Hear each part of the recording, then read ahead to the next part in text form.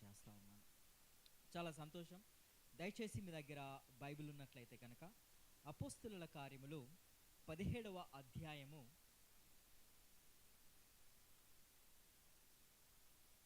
అపోస్తలుల కార్యములు 17వ అధ్యాయము 16 నుంచి 34 వచనాలు, పేజ్ నంబర్ 120 క్రొత్త నిబంధనలో.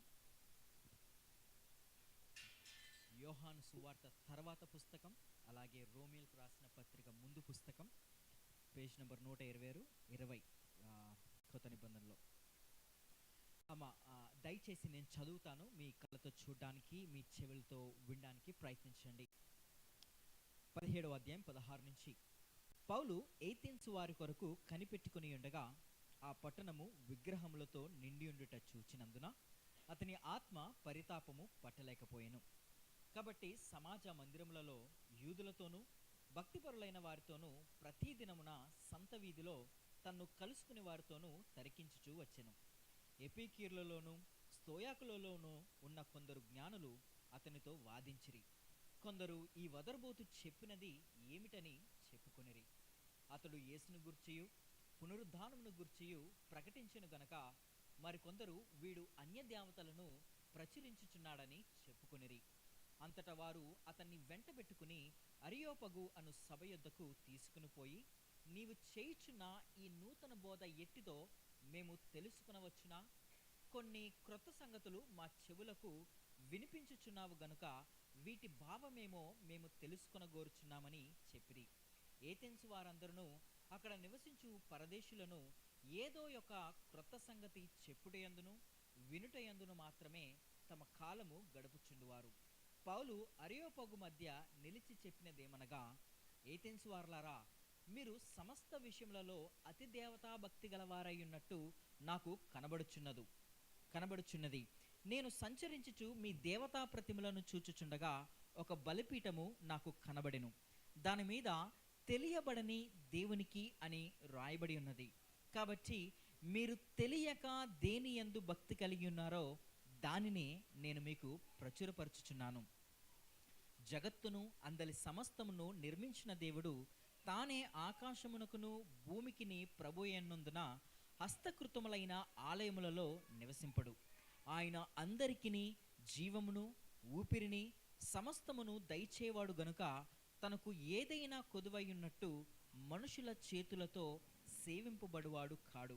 మరియు యావత్ భూమి మీద కాపురముండుటకు ఆయన ఒకని నుండి ప్రతి జాతి మనుషులను సృష్టించి, వారు ఒకవేళ దేవునిని తడువులాడి కనుగొందురేమో అని తన్ను వెదకు నిమిత్తము నిర్ణయకాలమును వారి నివాస స్థలం యొక్క పొలిమేర్లను ఏర్పరచెను. ఆయన మనలో ఎవనికిని దూరముగా ఉండువాడు కాడు. మనం ఆయన యందు బ్రతుకుచున్నాము, చలించుచున్నాము, ఉనికి కలిగి ఉన్నాము. అటువలే మనం ఆయన సంతానమని మీ కవీశ్వరులలో కొందరు చెప్పుచున్నారు.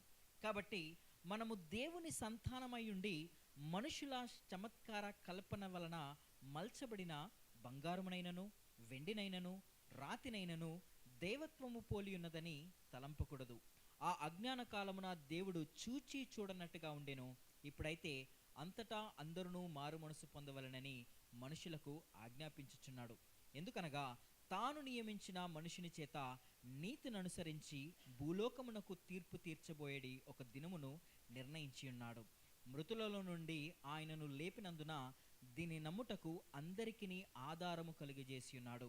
మృతుల పునరుద్ధానము గూర్చి వారు వినినప్పుడు కొందరు అపహాస్యము చేసిరి. మరికొందరు దీని గురించి నీవు చెప్పునది ఇంకొకసారి విందుమని చెప్పిరి. అలాగుండగా పౌలు వారి మధ్య నుండి వెళ్ళిపోయెను.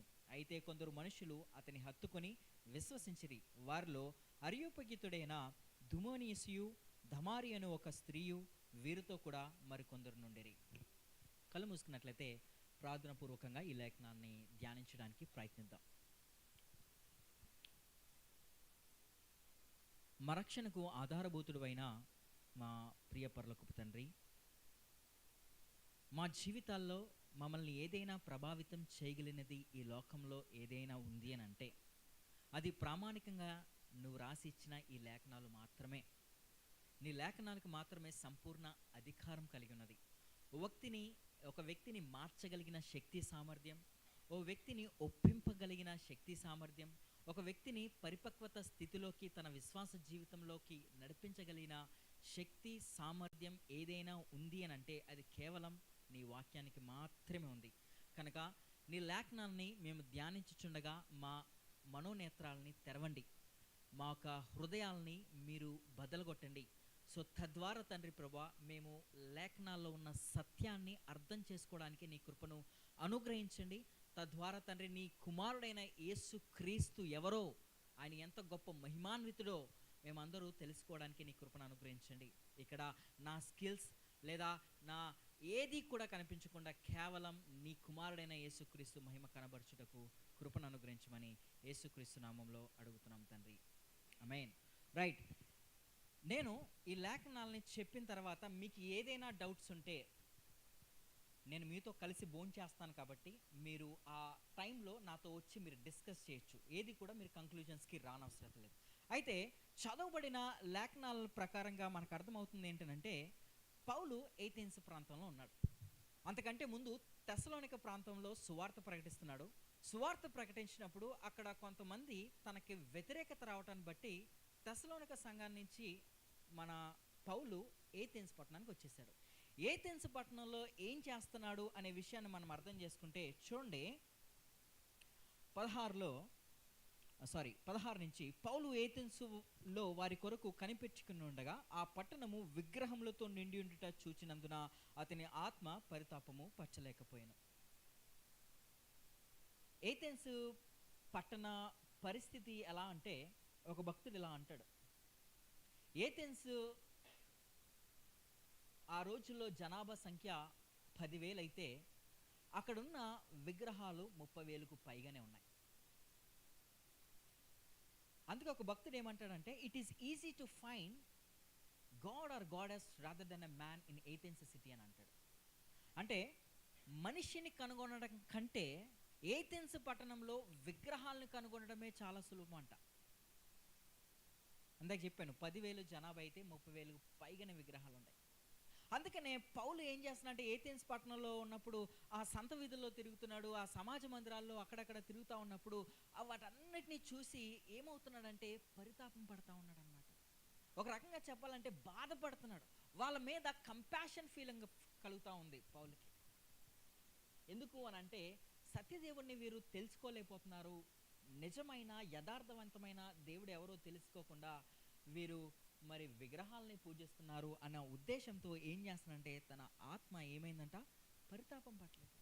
కాబట్టి దాన్ని బట్టి ఏం చేశాడనంటే సమాజ మందిరాల్లో అక్కడున్న యూదులతోనూ భక్తిపరులతోనూ అలాగే కొంతమంది స్తోయాకులో ఉన్న అలాగే ఎపిక్యూరియన్స్ అనే స్తోయాకులు అనే జ్ఞానులతో కూర్చుని ఏం చేస్తున్నాడంటే వాళ్ళతో డిస్కస్ చేస్తున్నాడు, వాళ్ళతో మాట్లాడుతున్నాడు. కొంత రకంగా ఏం చేస్తున్నాడంటే తర్కిస్తూ ఉంటున్నాడు ఏంటి అనే విషయాన్ని బట్టి. ఇక్కడ మనం విషయాన్ని మనం అర్థం చేసుకోవాలి. ఒక అప్లికేషన్ నేను డ్రా చేయాలనుకుంటున్నాను. మన చుట్టుపక్కల కూడా చాలామంది నిజమైన యథార్థవంతమైన దేవుడు ఎవరో తెలియకుండా రకరకాలని దేవుడు అనుకుని వాటిని పూజిస్తున్నారు. క్రైస్తవులుగా మనం ఏం చేయాలంటే వారిని చూసినప్పుడు వీళ్ళు దీన్ని పూజిస్తున్నారని వాళ్ళ మీద అపహాసం చేయకూడదు, వారిని వెర్రివారిగా చూడకూడదు, లేదా వారిని తక్కువ వారిగా చేసి మనం చూడకూడదు, వీళ్ళు అమాయకులు పిచ్చివాళ్ళు అనకూడదు. ఏమనాలంటే మన హృదయంలో ఏం జరగాలంటే పౌలుకు జరిగిన ఆ పరితాపం మనలో కలగాలి. వాళ్ళ మీద ఒక కన్సర్న్ రావాలి, వాళ్ళ మీద ఒక రైట్ అండర్స్టాండింగ్తో మనకేంటంటే వాళ్ళ మీద బాధ, వాళ్ళ మీద ఒక ఆలోచన అనేది రావాలి మనకి. అలా కాకుండా వీళ్ళంతా కూడా పిచ్చివాళ్ళు, మేమే రైట్, మేమే కరెక్ట్, మేమే నిజమైన భక్తి, నేనే నిజమైన దేవుణ్ణి ఆరాధిస్తున్నాను అనేది రైట్ యాటిట్యూడ్ కాదు ఒక క్రైస్తవుడికి.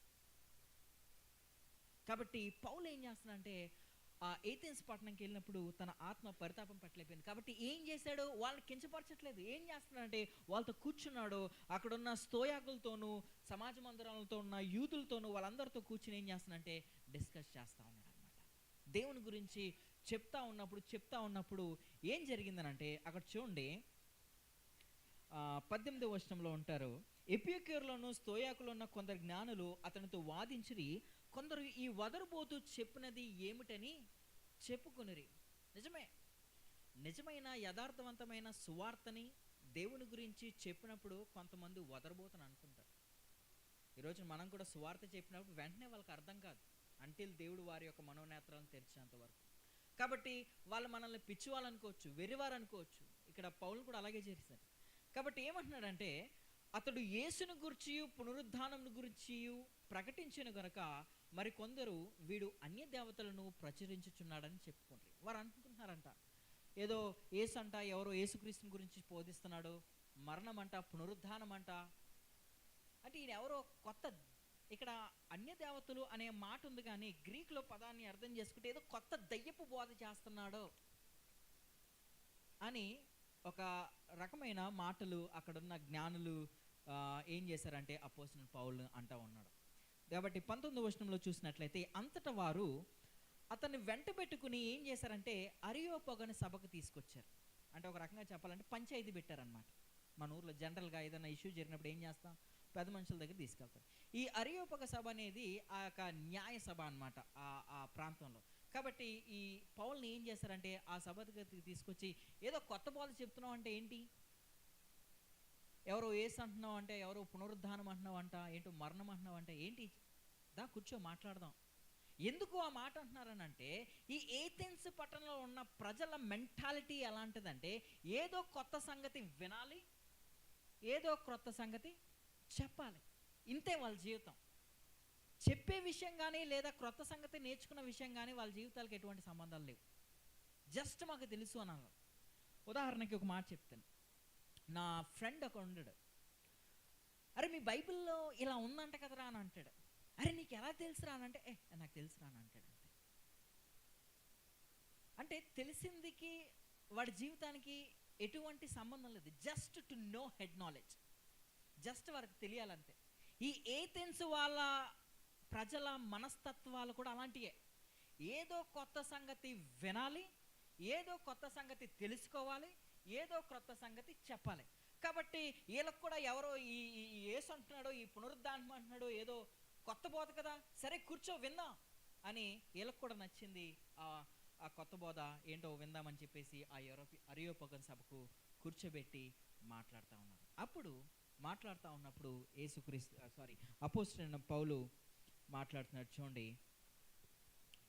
23వ వచనం నుంచి, ఏథెన్స్ వారలారా, మీరు సమస్త విషయములలో అతి దేవతా భక్తి గలవారై ఉన్నట్టు నాకు కనబడుచున్నది. మొట్టమొదటిగా ఏం చేస్తున్నాడంటే ఏథెన్స్ వారిని అప్రిషియేట్ చేస్తున్నాడు, మెచ్చుకుంటున్నాడు. నేను చూశాను, మీ సంత వీధుల్లో తిరిగాను, మీ ప్రాంతంలో నేను అంతా తిరిగినప్పుడు నాకు అర్థమవుతున్న విషయం ఏంటంటే, మీరు అతి దేవతా భక్తి గలవారై ఉన్నట్టు నాకు కనబడుతున్నది. మీరు చాలా భక్తి గలవారు అన్నట్టు నాకు కనిపిస్తుందని ఏం చేస్తున్నారంటే మొట్టమొదటిగా వారి డివోషన్ని అప్రిషియేట్ చేస్తున్నారు. మీరు చేస్తుంది రాంగ్ అని ఎక్కడ డైరెక్ట్ స్టేట్మెంట్ ఎక్కడ చేయలేదు ఆయన.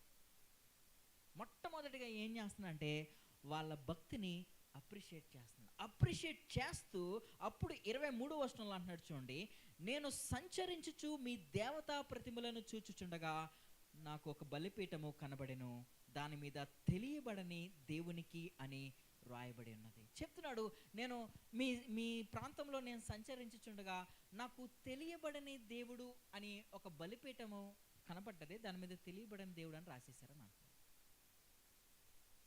అంటే ఏథెన్స్ పట్టణ వాళ్ళ మనస్తత్వం, ఆలోచన విధం ఏంటంటే, ఆల్రెడీ మాకు 30,000 విగ్రహాలు ఉన్నాయి, ఇంకా మాకు తెలియకుండా ఎక్కడో ఏ దేవుడో దేవత ఉండి సడన్గా ఆ దేవుడో ఆ దేవత వచ్చి ఊడిపడి, ఎరా అందరినీ ఆరాధిస్తున్నావు, అందరినీ పూజిస్తున్నావు, అందరికీ బలిపీఠం కట్టావు, మరి నా సంగతి ఏంటి అని అడుగుతారేమో అని సేఫ్ సైడ్లో ఒక అరుగులాగా చేసేసి దాని మీద తెలియబడని దేవుడు అని రాసేశారనమాట.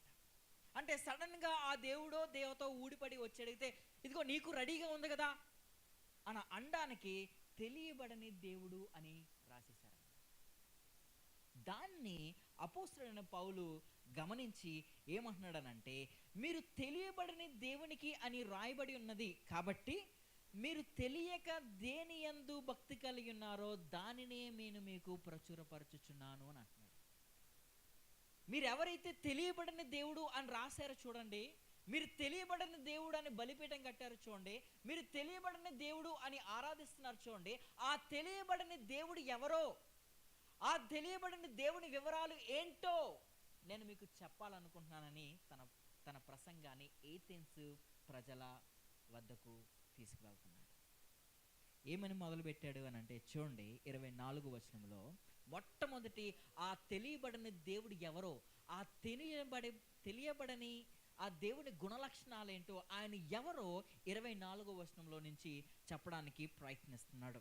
చూడండి, జగత్తును అందలి సమస్తమును నిర్మించిన దేవుడు తానే ఆకాశమునకును భూమికిని ప్రభు అయినందున హస్తకృతములైన ఆలయాలలో ఆయన నివసింపుడు.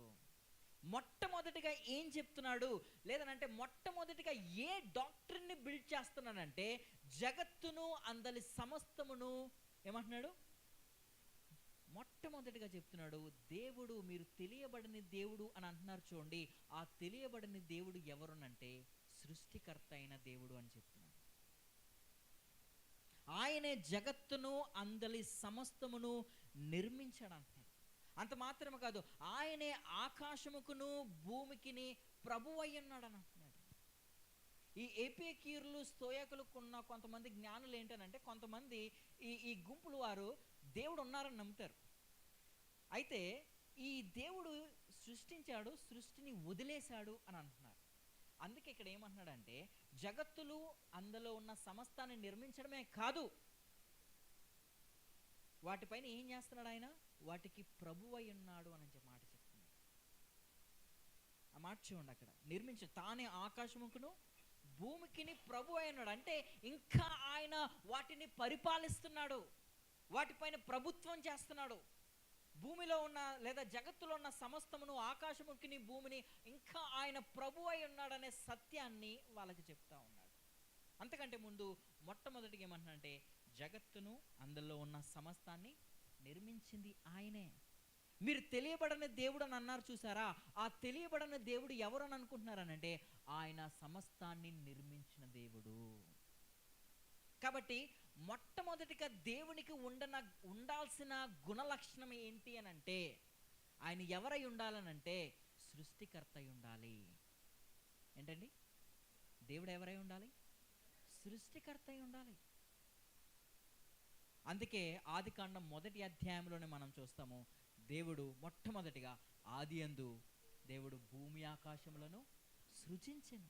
ఎక్కడికి తీసుకెళ్తున్నాడు అని అంటే, ఈ ఏథెన్స్ ప్రజల్ని ఆదికాండంలో, ఈవెన్ వాళ్ళకి బైబిల్ లేదు అప్పుడు ఆ టైంలో వాళ్ళకి, ఎందుకంటే ఏథెన్స్ ప్రజలు అన్యులు, వాళ్ళకి దగ్గర బైబిల్ లేదు. కానీ ఎక్కడికి తీసుకెళ్తున్నాడు అంటే ఆదికి తీసుకెళ్ళిపోయాడు, ఆదికాండానికి.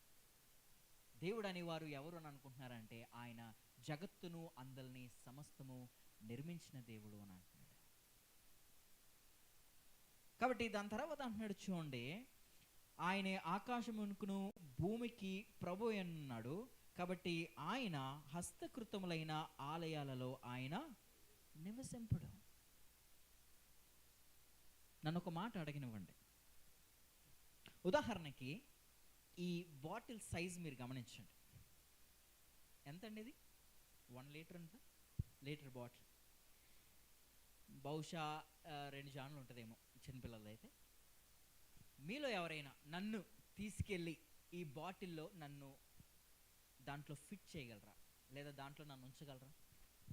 ఎందుకు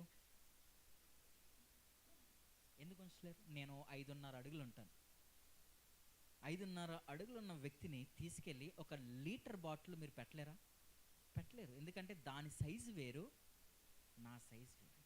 ఇప్పుడు అనంతుడైన దేవుణ్ణి, సమస్తాన్ని నిర్మించిన దేవుడి, సమస్తాన్ని అంటే జగత్తుని, జగత్తులో ఉన్న సమస్తాన్ని, ఆకాశాన్ని, భూమిని, అంత మాత్రమే కాదు కనబడుచున్నవన్నీ కూడా నిర్మాణకుడు ఆయనే. ఇప్పుడు ఆ నిర్మాణకుణ్ణి, ఆ సృష్టికర్తను తీసుకెళ్ళి మన చేతులతో ఏదైనా నిర్మించిన వాటిని, హస్తకృతాల్లో చేసిన వాటిల్లో నివసించు ప్రభువా అని అంటే ఆయన నివసిస్తాడా? ఎందుకు? ఆయన అనంతుడైన దేవుడు. నాలాంటి వ్యక్తిని ఒక చిన్న బాటిల్లో మీరు అమర్చలేనప్పుడు, అనంతుడైన దేవుణ్ణి, అతీతుడైన దేవుణ్ణి, సృష్టికర్త అయిన దేవుణ్ణి తీసుకొచ్చి ఒక చిన్న పాత్రలో లేదా చిన్న విధానంలో లేదా చిన్న ఆకారంలో దేనో దాన్ని తయారు చేసి దాంట్లో ఫిట్ అవ్వవు అంటే ఆయన ఫిట్ అవ్వడు. సృష్టిలోనికి తీసుకురాలేం సృష్టికర్త అయిన దేవుణ్ణి. ఆదిలో కూడా ఆయన సృష్టి బయట ఉండి సృష్టిని సృష్టించాడు. అర్థమవుతుందా? అప్పుడు సృష్టి ఉందా దేవుడు సృష్టిని తయారు చేసినప్పుడు? మరి ఎక్కడున్నాడు దేవుడు? సృష్టి వెలుపట ఉన్నాడు. వెలుపటలో నుంచి సృష్టిని తయారు చేశాడు. కాబట్టి ఏథెన్స్ వారలారా, మీరు తెలియబడిన దేవుడు అని అంటున్నారు చూసారా, ఆ దేవుడు ఎవరు అనంటే జగత్తుని సమస్తాన్ని నిర్మించిన దేవుడు. ఆయనే అన్నిటికీ ప్రభు అయి ఉన్నాడు. ఆయన మరి హస్తకృతులైన ఆలయాల్లో ఆయన నివసింపడు. అది అసంభవం, అది జరగని పని. ఒకవేళ కనుక ఇది క్రిస్టియన్ టర్మ్కి, అన్యుల విషయం పక్కన పెట్టేసేయండి, విశ్వాసుల విషయానికి లేదా క్రైస్తవ విశ్వాసానికి వచ్చినప్పటికీ కూడా దేవుడు హస్తకృతాలతో నివసించిన లేదా తయారు చేసిన చర్చ్ బిల్డింగ్స్లలో కూడా ఉండడు. మీకు కొంచెం ఇబ్బందిగా అనిపించవచ్చు, కానీ వాస్తవం. ఎందుకనంటే మనమందరం కూడా పాత నిబంధన ఇన్ఫ్లుయెన్స్లో నుంచి కొత్త నిబంధన చూడడానికి ప్రయత్నించాలి. పాత నిబంధనలో దేవుడు ఏం చేసేవాడంటే ఆయన ఆత్మ మరి ఆ మందిరాని పైన దిగి వస్తూ వెళ్తూ ఉండేవాడు. కానీ క్రొత్త నిబంధన ప్రకారంగా మందిరం లేదు, ఆలయం లేదు. ఎందుకు? సమరయ స్త్రీతో చెప్తాడు 3వ అధ్యాయంలో యోహాను సువార్తలో, ఒక కాలం వస్తుంది, ఒక సమయం వస్తుంది, మీరు ఆరాధిస్తున్న కొండపైనే కానీ యూదులు ఆరాధిస్తున్న ఆలయం కానీ ఇంకొండదు. ఇంకా ఆరాధించేవారు దేవుణ్ణి ఆత్మతోనూ సత్యముతోనూ ఆరాధించే కాలం వస్తుందని చెప్తాడు. అందుకే యేసుక్రీస్తు మరణించిన తర్వాత ఏమైందనంటే అడ్డుతెర చినిగింది. వాస్తవానికి పాత నిబంధనలో ఒకటే మందిరం ఉంది. ఏంటి ఆ మందిరం? సొలొమోను కట్టిన మందిరం ఒకటే. దాని తర్వాత బబులోనులో నాశనం చేశారు. దాని తర్వాత మళ్ళీ దాన్ని ఎజ్రా కాలంలో దాన్ని తిరిగి మళ్ళీ నిర్మించడం జరిగింది. మళ్ళీ దాని తర్వాత కొత్త నిబంధనలోకి వచ్చేసరికి మరలా ఆ కాలంలో మరలా దాన్ని పునరుద్ధరణ జరిగింది. దాని తర్వాత మరలా కంప్లీట్గా మందిరం అనేది పడగొట్టబడింది. ఇప్పుడు మందిరం ఏంటి? దేవుడు ఎక్కడ నివసిస్తున్నాడు? ఎక్కడ ఉంటున్నాడంటే మనలోనే. మనమే దేవుని యొక్క ఆలయము, మనమే దేవుని యొక్క మందిరం. 1 కొరింథీయులు 3వ అధ్యాయం 16వ వచనం ప్రకారం దేవుడు ఇప్పుడు ఎక్కడ నివసిస్తున్నాడు అంటే మనలోనే. అనంతుడైన దేవుడు, అతీతుడైన దేవుడు, ఆయన మనుషులు హస్తకృతాలతో చేసిన వాటిలో నివసించడానికి ఆయన ఇష్టపడ్డాడు. ఆయన అక్కడ నివసించట్లేదు. ఇప్పుడు ఆ అనంతుడైన అతీతుడైన దేవుడు ఎక్కడ ఉండాలని ఇష్టపడుతున్నాడంటే క్రైస్తవ విశ్వాస హృదయంలోనే ఆయన ఉండాలనుకుంటున్నాడు. ఆయన నివాస స్థలం ఏంటంటే మనమే నివాస స్థలం. కాబట్టి ఆ సత్యాన్ని అర్థం చేసుకోండి. అయితే మీకు ఈ ప్రశ్న రావచ్చు, మరి ఇదేంటి సార్ అని అంటే చర్చ్ బిల్డింగ్ అని అంటాను. ఏమంటాను? సంఘ భవనము. సంఘము ఎవరు మరి అని అంటే మీ అందరికీ తెలుసు. మీరు అందరిలో చాలామంది ఇక్కడ చదువుకున్న వాళ్ళుగా నాకు అనిపిస్తూ ఉంది. మనం చిన్నప్పుడు చదువుకున్నప్పుడు గురుజాడ అప్పారావు గారు అన్నారు, ఏమని? దేశం అంటే మట్టి కాదోయ్, దేశం అంటే మనుషులు. సేమ్ సంఘము అని అంటే భవనాలు కాదు, సంఘము అని అంటే పెద్ద పెద్ద ఆడిటోరియల్ కాదు, సంఘము అని అంటే పెద్ద పెద్ద బిల్డింగ్స్ కాదు. సంఘము అనంటే ఎవరు అనంటే ఆయన రక్తము చేత విమోచింపబడిన ప్రజలే ఆయన సంఘము. ఎవరి కోసం ఆయన రక్తాన్ని చిందించాడు? చర్చ్ బిల్డింగ్స్ కోసమా? మన కోసం. మనము సంఘం. యేసుక్రీస్తు మరలా వచ్చినప్పుడు ఏమెత్తబడుతుంది? చర్చ్ బిల్డింగ్స్ కదా? నో, మనము సంఘము అనంటే మనమే ఎత్తబడతాం. కాబట్టి అనులే కాదు, మనం కూడా కొన్నిసార్లు సరైన మూలాల్లో నుంచి తప్పిపోతూ ఉంటున్నాం. హస్తకృతలైన ఆలయాల్లో ఆయన నివసింపనేరడు. ఆ సత్యాన్ని అర్థం చేసుకోవడానికి ప్రయత్నిద్దాం. కాబట్టి ఏథెన్స్ వాళ్ళకి అదే చెప్తున్నాడు. నాకు ఒక బలిపీఠం కనబడ్డది, ఆ బలిపీఠం మీద తెలియబడని దేవుడు అని రాసేశారు. ఆ తెలియబడని దేవుడు ఎవరునంటే సృష్టికర్త అయిన దేవుడు. ఆయన సృష్టికర్త మాత్రమే కాదు, ఆ సృష్టి పైన ఆయన ప్రభుత్వం చేస్తున్నాడు, ఆయన పరిపాలన చేస్తున్నాడు. అలాంటి దేవుడిని తీసుకొచ్చి మనుషులు చేసిన దాంట్లో నివసించు అని అంటే ఆయన నివసించడు అనే సత్యాన్ని ఏథెన్స్ ప్రజలకు చెప్తున్నాడు.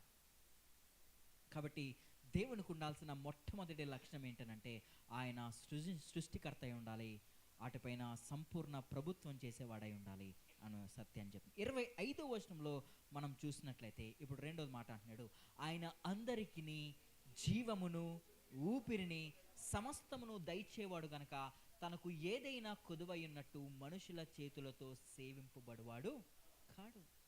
ఆయన అందరికీ జీవమును ఊపిరిని సమస్తమును ఆయనే దయచేస్తున్నాడు. అంటే గాడ్ ఈజ్ ఎ సస్టైనర్. అందరికీ జీవమును ఊపిరిని సమస్తమును ఆయనే దయచేస్తున్నాడు. నన్ను ఒక మాట అడగనివ్వండి, మీలో ఎవరైనా ప్రతి సెకండ్ ప్రతి క్షణానికి గుర్తించుకుని నేను ఊపిరి పీల్చుకుంటున్నాను కాబట్టి, గుర్తించుకుని నేను ఊపిరిని విడుస్తున్నాను కాబట్టి నేను బ్రతుకున్నానని ఎవరైనా మీరు అనగలరా? గుర్తించుకుని ఎవరన్నా మరి నేను శ్వాస తీసుకోకపోతే, శ్వాస వదలకపోతే నేను బ్రతకలేనని ఎవరైనా మీరు అది ఆలోచనలో ఉండి తీసుకుని వదులుతున్నారా? లేదు. ఎందుకనంటే అందుకే మాట అంటున్నాడు చూడండి, అందరికీ జీవమును ఊపిరిని సమస్తమును అంట అన్ని ఆయనే దయచేస్తున్నాడు. సృష్టికర్త మాత్రమే కాదు, సృష్టిలో ఉన్న ప్రతి సమస్తాన్ని కూడా, ఊపిరిని, జీవాన్ని, దానిలో ఉన్న సమస్తమును ఆయనే దయచేస్తా ఉన్నాడు. ఏథెన్స్ ప్రజలారా, మీరు అనుకుంటున్నారు దేవుడికి మనం ఏదో చేయని అవసరం లేదు, దేవుడికి ఒక బలిపీఠం కట్టేసి నువ్వు ఆయనకి ఏదో చేస్తాను అని అనుకోకండి. దేవుడే వాస్తవానికి వాటన్నిటినీ దయచేసి, అంత మాత్రమే కాదు దాంట్లో ఉన్న వాటన్నిటినీ సమస్తముని, ఊపిరిని అన్నీ కూడా దయచేస్తున్న వాడు దేవుడే అని ఏథెన్స్ ప్రజలకు చెప్తున్నాడు. మీరు చూడండి, ఈ భూలోకంలో ఉన్న సమస్తము లేదా ఈ ఈ యూనివర్స్లో ఉన్న సమస్తాన్ని దయచేసి వాడు ఎవరు అని అంటే దేవుడే. కాబట్టి ఇప్పుడు ఆ దేవుడికి చూడండి, ఆ మాట చూడండి, సమస్తమును దయచేవాడు కనుక తానుకు ఏదైనా కొదువయ్యున్నట్లు మనుషుల చేతులతో సేవింపబడువాడు కాడు. ఇప్పుడు జగత్తును అందులో ఉన్న సమస్తాన్ని నిర్మించిన వాడు ఆయనే, ఆకాశానికి భూమికిని ప్రభై ఉన్నవాడు ఆయనే, ఊపిరిని, జీవమును, సమస్తమును దయచేవాడు కూడా ఆయనే. ఇప్పుడు అలాంటి వ్యక్తికి ఏదైనా కొదువై ఉంటాయని దేవుడు అవుతాడా? అవడా? నేను చెప్తుంది మీకు అర్థమవుతుందా? కొదువై ఉన్నవాడు దేవుడు ఎలాగవుతాడు? దేవుడికున్న ఒక గుణలక్షణం గురించి మాట్లాడుతున్నాడు. మీరు దేవుడు తెలియబడిన దేవుడు అని అనుకుంటున్నారు చూసారా, ఆ దేవుడు ఎవరు అని అంటే God is a God who is a self sufficient God. దేవుడు స్వీయ సమృద్ధి కలిగిన వాడై ఉండాలి. ఏంటండి? దేవుడు ఆయన స్వయ సమృద్ధి, ఏమంటారండి తెలుగులో? స్వీయ సమృద్ధి, స్వయ సమృద్ధి. దేవుడు స్వీయ సమృద్ధి కలిగిన వాడై ఉండాలి. అలా కలగపోతే, అలా ఉండని వాడు దేవుడు ఎలాగవుతాడు? ఏదో ఒకటి ఆయనకు కొదువై ఉంటే ఆయన దేవుడు ఎలాగవుతాడు? అర్థమవుతుందా? కొంతమంది మనం అంటా ఉంటాం, నేను దేవుడికి చేస్తున్నానండి, దేవుడికి ఇస్తున్నానండి అని, నేను లేకపోతే అసలు ఎవరు చేయలేమండి. అందుకే మాట అంటున్నాడు, మనుషుల చేతులతో ఆయన సేవింపబడువాడు కాడు. దేవుడికి ఏ అవసరత లేదు, దేవుడికి ఎవరి అవసరం కూడా లేదు. గట్టిగా మాట్లాడితే దేవుడికి మనం ఆరాధన కూడా అవసరం లేదు, గట్టిగా మాట్లాడితే మనం కూడా ఆయనకు అవసరం లేదు. కానీ అప్పుడే కంక్లూషన్కి రాకండి. కానీ తన అత్యంత కృప చేత, తన ప్రేమ చేత మనల్ని ఆయన నిర్మించుకున్నాడు. అత్యంత కృప చేత మనల్ని తిరిగి ఆయన రక్షించుకున్నాడు. అత్యంత కృప చేత మనల్ని ఆరాధించేవారుగా మనల్ని మలిచాడు. మనం ఆరాధించకపోయినా, మనం లేకపోయినా కూడా ఆయన ఎవరు? ఆయన ఆరాధకుడే. ఆయన స్వీయ సమృద్ధి కలిగిన వాడే. కాబట్టి అందుకే మాట ఏమంటున్నాడంటే, మనుషుల చేతులతో ఆయన సేవింపబడువాడు కాడు. ఎందుకనంటే దేవుడు స్వీయ సమృద్ధి కలిగిన వాడు. గట్టిగా మాట్లాడాల్సి వస్తే, మనం ఇచ్చే కానుకలు కూడా లిటరల్గా తీసుకెళ్లి దేవుడి చేతికి ఇవ్వట్లేదు. మనం ఇస్తున్నామా? డైరెక్ట్గా లిటరల్గా దేవుడి చేతికి ఇస్తామా? లేదు. మనలో మనకే అవి మళ్ళీ ఎందుకు? చర్చ్ హాల్ ఎక్స్పెన్సెస్ కోసం ఖర్చు పెడుతున్నాం, మినిస్ట్రీ కోసం ఖర్చు పెడుతున్నాం, సువార్త వ్యాపింపజేయడానికి ఖర్చు పెడుతున్నాం, చర్చ్లో అవసరతలో ఉన్న వారికి ఖర్చు పెడుతున్నాం, చర్చ్ ఎలక్ట్రిసిటీ కోసం ఖర్చు పెడుతున్నాం. నేను ఇలా మాట్లాడాలంటే ఈ మైక్ అవసరం, మీరు అలా కూర్చోవాలంటే చైర్స్ అవసరం, మీరు అలా చెమటలు పడకుండా వానకి తడవకుండా ఉండాలంటే ఈ బిల్డింగ్ అవసరం. ఇది మరలా మనకే, మనలో మనమే పంచుకుంటున్నాం, మరలా మన నీడ్స్కే తీర్చుకుంటున్నాం. ఒక రకంగా చెప్పాలంటే దేవుని యొక్క కృప వల్లనే ఇదంతా చేస్తూ ఉన్నాం. ఇది రకంగా డైరెక్ట్గా దేవుడికి మనం చేయట్లేదు, కానీ దేవుని పరిచర్య భాగంలో మరలా మనం మనకే చేసుకుంటున్నాము. అంటే దీనికి ఒక చిన్న క్లారిఫికేషన్ ఇస్తాను మరలా మీకు డౌట్స్ రాకుండా. అంటే దేవుడే అన్నీ దయచేస్తున్నాడు కాబట్టి దయచేసిన దాంట్లోదే తీసి మరలా మనం మినిస్ట్రీకి ఇస్తున్నాం, కానీ మన దగ్గర ఏదో కొత్తగా తీసేసి దేవుడికి మనం ఇవ్వట్లేదు. అర్థమవుతుందా? కాబట్టి అదే మాటని ఏథెన్స్ ప్రజలకు కూడా చెప్తున్నాడు. ఏంటనంటే, ఏథెన్స్ ప్రజలారా, మీరు తెలియబడని దేవుడు అని అన్నారు కదా, ఆ దేవుడు ఎవరనంటే సృష్టికర్త అయిన దేవుడు. ఆయన సృష్టిని పరిపాలిస్తున్న దేవుడు. ఆయనకి ఎలాంటి హస్తకృతలైన ఆలయాల్లో ఆయన నివసింపడు. ఆయనే సమస్తము ఊపిరిని జీవమును అనుగ్రహించువాడు. కాబట్టి ఆయనకి ఎలాంటి కొదువలేదు అనే సత్యాన్ని చెప్తున్నాడు. కాబట్టి కొదువై ఉన్నవాడు దేవుడు కానేరడు అనే సత్యాన్ని మనం కూడా అర్థం చేసుకోవడానికి ప్రయత్నిద్దాం. ఇప్పుడు 26వ వచనంలో చూడండి, మరియు యావత్ భూమి మీద కాపురం ఉండుటకు ఆయన ఒకరి నుండి ప్రతి జాతి మనుషులను సృజించి, వారు ఒకవేళ దేవుని తనువులాడి కనుగొందురేమో అని తన్ను వెదకు నిమిత్తము నిర్ణయకాలమును వారి నివాస స్థలము యొక్క పొలిమేర్లను ఏర్పరచెను. ఏమంటున్నాడనంటే, ఏథెన్స్ ప్రజలారా, మరి యావత్ భూమి మీద కాపురం ఉండుట కంట ఆయన ఒకరి నుండి ప్రతి జాతి మనుషులను సృష్టించాడు. ఎక్కడికి తీసుకెళ్తున్నాడు? మళ్ళీ ఆదాము దగ్గర తీసుకెళ్తున్నాడు. ఎక్కడ తీసుకెళ్తున్నాడు? యావత్ భూమి మీద కాపురం ఉండడానికి ఏథెన్స్ ప్రజలారా, ఒక జాతి మనిషి నుంచి ప్రతి జాతిని దేవుడు సృజించాడు అని చెప్తున్నాడు. దేవుడే మానవుల్ని సృజించాడు. కాబట్టి యావత్ భూమి మీద కాపురం ఉండడానికి మొట్టమొదటి మానవుని ద్వారా సమస్త వ్యక్తుల్ని ఆయన ఈ లోకానికి తీసుకొచ్చాడు అనే సత్యాన్ని ఇక్కడ చెప్తున్నాడు. ఇక్కడ ఒక్క విషయాన్ని, ఇది నా టెక్స్ట్లో నుంచి కొంచెం బయటికి వెళ్తున్నాను. ఎందుకనంటే ఎస్పెషల్గా ఆంధ్రాలో జరుగుతున్న చాలా బాధాకరమైన, చాలా దారుణమైన విషయం ఏంటంటే, ఇది సంఘాల్లో కూడా, స్థానిక సంఘాల్లో కూడా వచ్చిన చాలా బాధాకరమైన విషయం ఏంటంటే కులం. ఏంటండి? క్యాస్ట్. మనం అందరం నమ్మేది ఏంటనంటే ఇదే సత్యాన్ని నమ్ముతాం. ఈ 66 పుస్తకాలు కలిగిన ఈ దైవిక గ్రంథాన్ని మనందరం నమ్ముతున్నామా? ఇదే మన అంతిమ అధికారమా? అయితే దీంట్లో మొట్టమొదటి అధ్యాయంలోనే ఏం చెప్తాడంటే, దేవుడు రండి మనము మన పోలికలో మన స్వరూపంలో నరుణ్ణి స్త్రీనిగాను పురుషునిగాను చేద్దామని క్లియర్గా లేఖనాలు చెప్తున్నాయి. మొట్టమొదటి దంపతులు ఎవరు? ఇప్పుడు నన్ను అడగనివ్వండి, మీరు అందరు నమ్మేది ఇదే సత్యమా? మరి ఆదాము అవది ఏ క్యాస్ట్? ఆదాము అవది ఏ క్యాస్ట్? కాపా, కమ్మ, మాదిగా, మాల, బాపన, ఏది కాదు. వాస్తవానికి ఈ మాటను దయచేసి నన్ను అర్థం చేసుకోండి. ఎందుకంటే నేను చాలా బాధతో చెప్తున్నాను. మా రీసెంట్గా మా గ్రామాల సైడ్ జరిగింది ఏంటనంటే, కుల సంఘాలు వచ్చేసాయి. వాస్తవానికి మనం నమ్ముతున్న సత్యం ఏంటంటే, సమస్తాన్ని నిర్మించిన దేవుడి ద్వారా మనం అందరం కూడా సృష్టించబడ్డాం. ఆయన మనకి ఎవరు అని అంటే తండ్రి అయి ఉన్నాడు. మనం అందరం కూడా ఆయన పిల్లలం. ఇప్పుడు ఆయన పిల్లలు అని అంటే మనం ఒకరికొకరం ఏమవుతాం? సహోదరులం అవుతాం, అన్నదమ్ములం అవుతాం, అన్నా చెల్లెళ్ళు అవుతాం. మనమందరం ఒక కుటుంబం అవుతాం. దయచేసి చెప్తున్నాను, సంఘం దీనికి భిన్నంగా నిలబడాలి. ఎస్పెషల్గా ఒకవేళ కనుక మీ పిల్లలు వివాహాల విషయాల్లో కూడా కులం అడగండి, స్టాండ్ తీసుకోండి దయచేసి ప్లీజ్. ఎందుకు అనంటే చూడండి, ఆ మాట చూడండి, మరి యావత్ భూమి మీద కాపురం ఉండేటకు ఆయన ఒకరి నుండి ప్రతి జాతి మనుషులను సృష్టించాడు.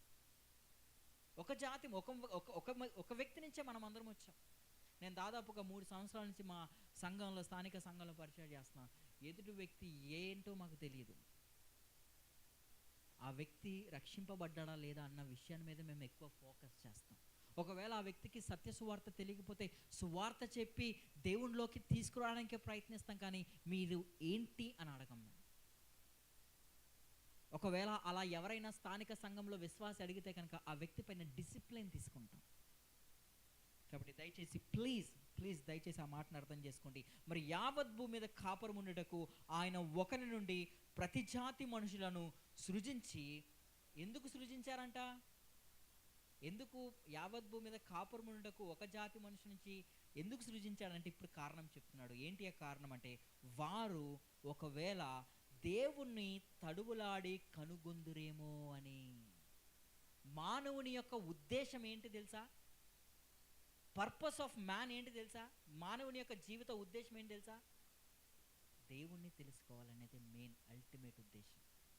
దేవుడు మనల్ని ఎందుకు నిర్మించాడంటే, ఎందుకు సృజించాడంటే, ఎందుకు మనం ఈ లోకంలో ఉన్నామనంటే సత్యదేవుని తెలుసుకోవడమే. అదే గొప్ప ఉద్దేశం. అందుకే ఆ మాట అంటున్నాడు ఏమనంటే, వారు ఒకవేళ దేవుణ్ణి తనువులాడి కొనుగొందురేమో అని. కేవలం పర్పస్ పాట పెట్టడమే కాదు, దాని తర్వాత ఏమంటే తను వెదకు నిమిత్తము నిర్ణయకాలమును వారు నివాస స్థలముల యొక్క పొలిమేరలను కూడా ఏర్పరిచింది ఆయనే. కేవలం వారు దేవుణ్ణి తెలుసుకోవాలని మాత్రమే కాదంట, తెలుసుకోవాలని పొలిమేరలను, నివాస స్థలాలను కూడా ఏర్పాటు చేసింది ఎవరు? దేవుడే.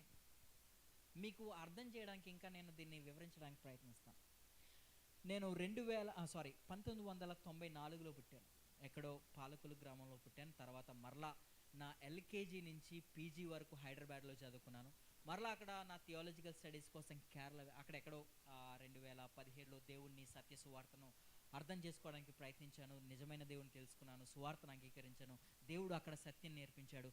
దాని తర్వాత మరలా నేను కేరళ వెళ్ళాను. కేరళలో మళ్ళీ 3 సంవత్సరాలు ఉన్నాను. మరలా అక్కడి నుంచి మళ్ళా రావటం, వివాహం జరగడం, బాబు పుట్టడం, కొన్ని సంవత్సరాలు మరలా స్థానిక సంఘంలో పరిచయం చేయడం, అక్కడి నుంచి మరలా పాలకోలు రావడం, మళ్ళీ పాలకోలు నుంచి ఈరోజు ఇక్కడికి రావడం. ఇదంతా చూస్తుంటే నా జీవితంలో ఒక వండర్ఫుల్ గ్రాఫిక్ లైన్ కనిపిస్తూ ఉంటుంది. ఇదంతా వండర్ఫుల్ గ్రాఫిక్ లైన్. మీరు చూడండి, మీ జీవితాన్ని ఒకసారి గమనించుకోండి. మీరు ఎవరికి పుట్టారు, ఎక్కడ పుట్టారు, స్కూలింగ్కి ఎక్కడ వెళ్ళారు, ఎక్కడ కాలేజీలు చదివారు, ఎక్కడో ఈ ప్రయాణంలో ఎక్కడో ఒక దిక్కున సువార్తను మీరు వినుంటారు.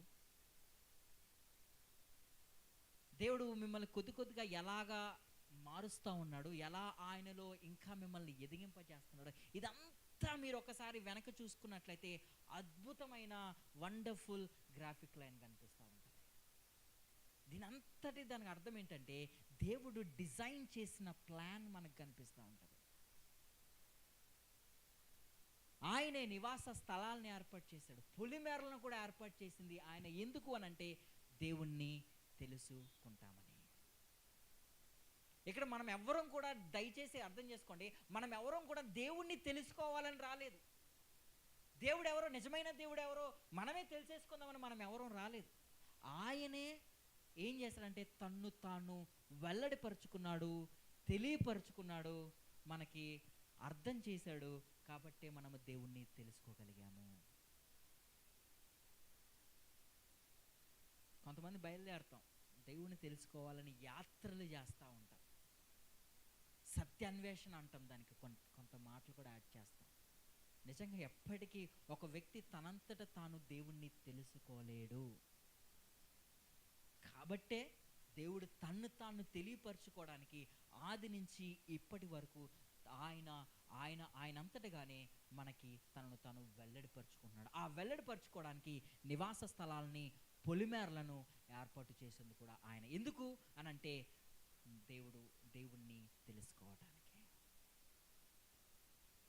మనం ఎవరు కూడా మన సొంత జ్ఞానంతో దేవుణ్ణి తెలుసుకోలేదు. ఎందుకు అని అంటే మన సొంత జ్ఞానంతో తెలుసుకోలేదు. ఎందుకు? మనం అపరాధంలోను పాపంలోను చచ్చిన వారమై ఉన్నాం. చచ్చిపోయాం, లిటరల్గా మనం చచ్చిపోయాం. మీరు చెప్పండి, చచ్చిపోయినాడు ఎవరన్నారు రా లెగరా అంటే లెగుస్తారా? ట్రై చేయండి. చచ్చిపోయావా లెగు అని అంటే లెగుస్తారా ఎవరైనా? చనిపోయిన లెగలేరు. మనం కూడా అదే పరిస్థితి. పాపములో అపరాధంలో ఏమైంటే మనం చచ్చిన వారమై స్థితిలో పడుకున్నప్పుడు దేవుడే మనల్ని ఆ పాపములో నుంచి లేపడానికి దేవుడు సహాయాన్ని అనుగ్రహించాడు. దేవుడే పొలిమేరలను, దేవుడే నివాస స్థలాలని ఏర్పాటు చేశాడు. నాకు చిన్నప్పుడు ఒక డ్రీమ్ ఉండేది. నాకు ఈ ఈ ఈ కేక్స్, ఈ బర్గర్స్, ఈ శాండ్విచెస్ అంటే చాలా ఇష్టం ఉండేది చిన్నప్పుడు స్కూల్కి వెళ్ళేటప్పుడు. అప్పుడు అనుకునేవాడిని, అరే ఎందుకు నేను ఈ హైదరాబాద్లో, ఇండియాలో ఉన్నాను, ఎక్కడైనా మంచి ఇంగ్లాండ్లో లేదా యూరోప్ కాంటినెంట్లో లేదా అమెరికాలో ఉంటే చక్కగా ఉండేటి మంచిగా రోజు బర్గర్స్, శాండ్విచ్, స్వీట్స్ కేక్స్ తింటూ ఉండేవాడిని అని అనుకునేవాడిని. కొన్ని రోజుల తర్వాత, రక్షింపబడ్డ తర్వాత కొంచెం ఆధ్యాత్మికంగా మారింది ఈ అలవాటు, ఈ ఆలోచన. ఎందుకు 2000 సంవత్సరాల క్రితం, ఎందుకు 1900 సంవత్సరంలో పుట్టాను? 2000 సంవత్సరాల క్రితం పుట్టుంటే యేసుక్రీస్తుని చూసేవాడిని కదా. 2000 సంవత్సరాల క్రితం పుట్టుంటే అపోస్తలుని పౌల్ని, ఈ శిష్యులను చూసే ఉండేవాడిని కదా అని అనుకునేవాడిని. కానీ లేఖనం ఏం చెప్తుందనంటే, మనం ఏం చేస్తున్నాడంటే అక్కడ తను వెదకు నిమిత్తము నిర్ణయకాలాన్ని, నివాస స్థలాన్ని ఏర్పాటు చేసింది ఆయనే. అంటే మనం ఎప్పుడు, ఎక్కడ, ఎవరికి ఎలా పుట్టాలో, ఎప్పుడైతే మనకు నిజంగా సత్య సువార్త అందాలో నిర్ణయించింది ఆయనే. ఏంటండి? నిర్ణయించింది ఆయనే. కాబట్టి ఏథెన్స్ ప్రజలారా అంటున్నాడు, యావత్ భూమి మీద కాపురం ఉండటకు ఆయన ఒకరి నుండి ప్రతి జాతి మనుషులను సృజించింది ఆయనే. ఆ మనుషుల నుంచి మనం అందరం వచ్చాం. ఎందుకు వచ్చామనంటే దేవుణ్ణి తనువులాడి కనుగొందరేమో అని దేవుడు మనల్ని సృజించాడు. అంత మాత్రమే కాదు, దేవుణ్ణి తెలుసుకోవడానికి నిర్ణయ కాలాన్ని, నివాస స్థలాన్ని, పొలిమేరలను ఏర్పరిచింది కూడా ఆయనే అని అంటున్నాడు. దాని తర్వాత అంటున్నాడు, ఆయన మనలో ఎవనికిని దూరముగా ఉండువాడు. ఈ ఏథెన్స్లో ఉన్న ఇంకొక బోధ ఏంటంటే, దేవుడు ఎక్కడో ఉన్నాడు, ఎప్పుడో వస్తాడు. ఇందాక నేను అన్నాను కదా, సడన్గా దేవుడు వచ్చారా అందరిని ఆరాధిస్తున్నా నాకు లేదని అంట. వీళ్ళ ఉద్దేశం అది. కాబట్టి ఏం చెప్తున్నాడంటే, మనకి ఆయన దూరముగా ఉండువాడు కాదు అని అంటున్నాడు. దేవుడు అతీతుడైన దేవుడే, నిజమే, ఒప్పుకుంటాం. ఆయన ట్రాన్సెండెంట్ గాడ్. ఆయన అట్ ద సేమ్ టైం ఆయన సమీపస్తుడైన దేవుడు. ఎంత సమీపస్తుడిగా ఉంటాడంటే, ఎంత దగ్గరగా ఉంటాడనంటే, చూడండి 28వ వచనంలో చెప్తున్నాడు ఆ మాట. మనం ఆయనందు బ్రతుకుతున్నాము, చలించుచున్నాము, ఉనికి కలిగి ఉన్నాము, అటువలే మనం ఆయన సంతానం అని మీ కవీశ్వరులలో కూడా కొందరు చెప్పుచున్నారు. ఆయన దూరంగా ఉన్నారని మీరు అనుకుంటున్నారా? లేదు, ఆయన మనకు దగ్గరగా ఉన్నాడు, సమీపస్తుడిగా ఉన్నాడు. ఎంత సమీపస్తుడిగా, ఎంత దగ్గరగా ఉన్నాడంటే, మనం ఆయనందు బ్రతుకుతున్నామని అంటున్నాడు, మనం ఆయనందు చలించుచున్నామని అంటున్నాడు, మనం ఆయనందు ఉనికి కలిగి ఉన్నామని అంటున్నాడు. అంత దగ్గరగా ఉన్నాడు నువ్వు నేను నమ్ముకున్న దేవుడు. మనం ఆయనలో బ్రతుకుతున్నాం, ఆయనలో చలిస్తూ ఉన్నాం, ఆయనలో ఉనికి కలిగి ఉంటా ఉన్నాం. దాని తర్వాత అంటున్నాడు, అటువలే మనం ఆయన సంతానం అని మీ కవీశ్వరులలో కూడా కొందరు చెప్పుచున్నారు కదా అని చెప్తున్నాడు. అంటే అప్పటికి ఈ గ్రీక్ ఫిలాసఫీ ఉంది, అక్కడ కొంచెం తత్వం ఉంది.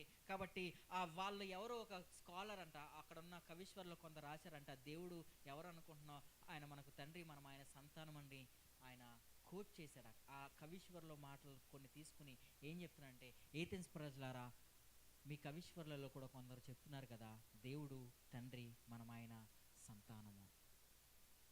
నిజమే, దేవుడు ఎవరు అనంటే, మిగతా భక్తుల జీవితాలని, అంటే ఇతర భక్తుల జీవితాలను మీరు చూడండి ఎలా ఉంటుందనంటే, నేను దేవుణ్ణి, మీరు భక్తులు, అంతే సంబంధం, అంతకుమించి ఏముండదు. నేను దేవుణ్ణి, మీరు భక్తులు, అంతే. కానీ నిజమైన, యథార్థవంతమైన, సత్యవంతమైన దేవుడు ఒక్కడే. ఆ ఒక్క దేవుడు ఏమని అంటున్నాడంటే, మనం ఆయన సంతానం అంట, మనం ఆయన పిల్లలమంట. ఈ ప్రశ్న నన్ను అడిగి ముందుకెళ్ళినామంటే, దేవుడు ఒక్కరా, చాలా చాలా మందా? ఒక్కడే. ఒక ప్రశ్న, మళ్ళీ ప్రశ్న అడుగుతాను. ఒకవేళ కనుక 2 రెళ్ళు ఎంత అని అడిగితే ఎంత చెప్తారు మీరు? 4? పాకిస్తాన్లో ఎంత? అమెరికాలో? ఆఫ్రికాలో? ప్రపంచంలో ఏ మూలకెళ్ళినా 2 రెళ్ళు 4. 5ని తీసుకొచ్చి పక్కన పెట్టండి, 4 ఊరుకోరు. ఎందుకు? నేను ఒక్కడనే అంటది 4. ఎందుకు అంటే సత్యం అనేది సార్వత్రికమైనది, ట్రూత్ అనేది యూనివర్సల్, ఎక్కడా మారదు. 2 రెళ్ళు 4. ఏ మూలకెళ్ళినా, ఏ దేశంకి వెళ్ళినా, ఏ బడిలోకి వెళ్ళినా 2 రెళ్ళు 4, 5 అవ్వదు, 6 అవ్వదు. ఎందుకు? సత్యం అనేది ఒక్కటే ఉంటుంది. కాబట్టి దేవుడు చెప్పేది కూడా అంతే. సమస్తాన్ని నిర్మించిన దేవుడు ఒక్కడే.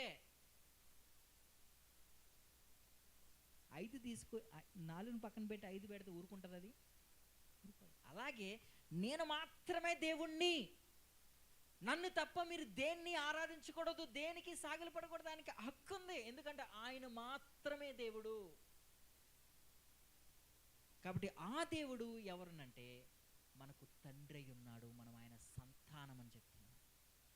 నేను ఆ టైంలో ఒక పుస్తకాన్ని చదివాను, I dared to call God as father. నేను దేవుణ్ణి తండ్రి అని పిలవడానికి సాహసించగలిగాను. ఒక పుస్తకం చదివాను. ఒక అమ్మాయి ఈ పుస్తకం రాసింది. తాను ఒక ఇస్లామిక్ మతంలో పెరిగిన వ్యక్తి. తన ఏదో చిన్న పరిస్థితులను బట్టి తను అక్కడి నుంచి పారిపోతూ ఏదో ప్రయాణం చేస్తూ ఉన్నాడు. కొన్ని పరిస్థితుల్లో తనకి కొత్త నిబంధన గ్రంథం దొరికింది. కొత్త నిబంధన దొరికినప్పుడు అక్కడ సువార్తలు చదువుతూ ఉంది. సువార్తలు చదువుతుండగా తనకి సువార్త అర్థమైంది, తనకి సత్యం అర్థమైంది. ఆ చదువుతున్నప్పుడు దేవుడు తనకు తండ్రి అనే సత్యం తనకు అర్థమైంది. మునుపు తను ఉన్న ఆ విశ్వాసంలో దేవుణ్ణి తండ్రి అని పిలవాలంటే పెద్ద దుస్సాహసం. కానీ ఎప్పుడైతే ఈ సువార్త తనకు అర్థమైందో, ఏంటి ఈ సమస్తాన్ని నిర్మించిన దేవుడు, సృష్టికర్త అయిన దేవుడు, ఆయనకి నేను కుమార్తెనా, ఆయన నాకు తండ్రి? ఎప్పుడైతే తన ఆ సత్యం అర్థమైందో, ఆ సత్యాన్ని బట్టి ఆ పుస్తకం రాసింది, నేను దేవుణ్ణి తండ్రి అని పిలవడానికి సాహసించగలిగాను అనే పుస్తకం రాసింది.